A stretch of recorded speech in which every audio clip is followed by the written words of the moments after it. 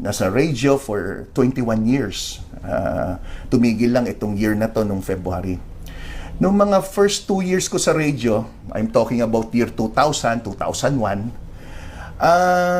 may isang pasyente pumunta sa clinic.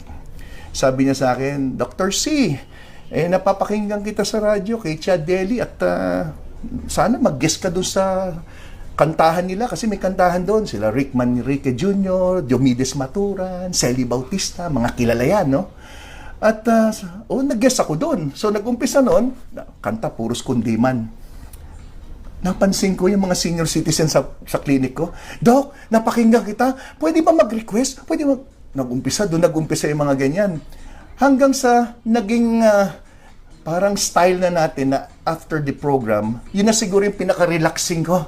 Ay, natapos din tong lecture ko. So, relaxing, kanta-kanta. Hindi ako